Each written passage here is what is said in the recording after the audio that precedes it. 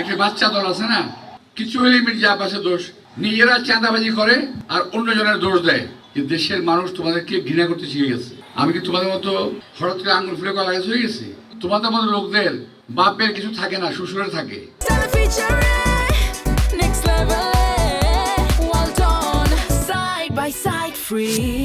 এই কয়েকদিনে এই বড় দলের একটা বাচ্চা দল আছে না, তাদের একটা প্রার্থী আছে এখানে। সে কি হারে মিথ্যা কথা বলতেছে, আপনারা কি প্রমাণ পাইছেন এটার? আমি বলেছি ভাই যে আমি তো আমার পৈতৃক জায়গা থেকে নির্বাচন করতেছি। এখানে আমার বাপদাদা জন্ম, তার বাবার জন্ম, আমার ছেলের জন্ম, আমার নাতির জন্ম। তো আমি নির্বাচন করছি এখান থেকে। আমি একটা কথা বলছিলাম, সকলেই তো আপনাদেরও তো দলের সকলেই মোটামুটি যার যার জায়গা থেকে নির্বাচন করতেছে। আপনার কিছু লোক কেন ঢাকার মধ্যে এসে গুদাগুদি করতেছেন? দরকারটা কি আপনাদের? কারণ কি জানেন, তারা দেশি জায়গা পায় না, দেশে থেকে চেনেই না। নিজের দেশে জায়গা নাই, পরের দেশে হাত বাড়ায়। ঔপনিবেশিক একটি শক্তির মতো আর কি। আবার বলেন যে আমরা যারা আসছি বাইরে থেকে তাদেরকে আব্বাস সাহেব নির্বাচন করতে দেবেন না, উনি ঢাকা শহরে একটা জোশে বেড়াবেন, এই কথা বলেন। তা আপনারা যারা আছেন, আপনারা কি সব ঢাকার লোক? আপনাদের সঙ্গে আমার সম্পর্ক নেন? আপনারা আমাকে ভোট দেন না?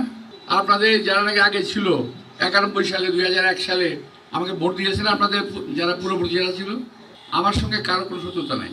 শত্রুতা হলো ওদের সঙ্গে যারা মিথ্যা কথা বলে, শত্রুতা হলো ওদের সঙ্গে যারা নিজেরা চুরি করে, নিজেরা চাঁদাবাজি করে আর অন্যজনের দোষ দেয়। ওদের সঙ্গে শত্রুতা। আমি কথাটা বলতাম না, কিন্তু এই কথাটা তারা বলতে বলতে একবার পচায় ফেলছে। আমাকে অনেকেই বলছে আপনি সত্য কথা বলেন না। আর আমি দেখলাম যে কথা যদি আমি না বলি তো এটা জবাব হবে না।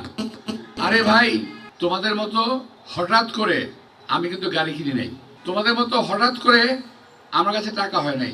আমার বয়স হয়ে গেছে, এত বছর বয়সে আমি ব্যবসা বাণিজ্য করছি না, আমি ট্যাক্স দিছি না।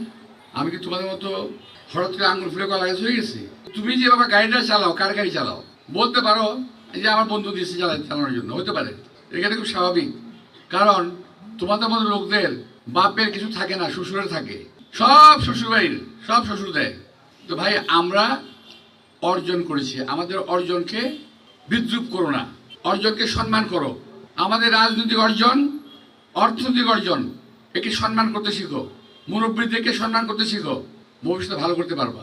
যে হারে তুমি গালিগালাজ করে যাচ্ছ, মিথ্যা কথা বলছো, এগুলো করে কোনো লাভ হবে না। বরং এখানে শিক্ষা নাও যে দেশের মানুষ তোমাদেরকে ঘৃণা করতে শিখে গেছে। যেই কয়েকদিন আগে তোমাদেরকে সম্মান করতো মানুষ, কিন্তু এখন তোমাদেরকে সম্মানটা দেয় না। এটা একটু মাথায় রেখো। কিছু হলেই মির্জা আব্বাসের দোষ। আরে ভাই, তুমি যত কথা আমার বিরুদ্ধে বলতেছো, সকালবেলা ঘুম থেকে উঠে যদি ফজর নামাজ পড়ে থাকো, পড়ো যদি, ওই একবারে আল্লাহর নাম নাও। আবার এসার সময় গিয়ে এসা পর্যন্ত মির্জা আব্বাসে বদনাম করো। এর মধ্যে আর কোনো কথা নাই। সারাদিন মির্জা আব্বাস আমার কিন্তু লাভ হচ্ছে, আমার প্রচারটা ভালো হচ্ছে।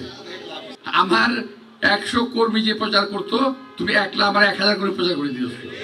অনেক ধন্যবাদ তোমাকে, অনেক ধন্যবাদ। আরো বলো, বেশি করে বলো। তুমি যত বেশি বলবা আমার তত লাভ হবে, কারণ তুমি তত মিথ্যাবাদী প্রমাণ হবা আর আমার সত্যতা আর বেশি প্রমাণ হবে। খবরের কাগজ, নিখাদ, নির্ভীক, নিরপেক্ষ।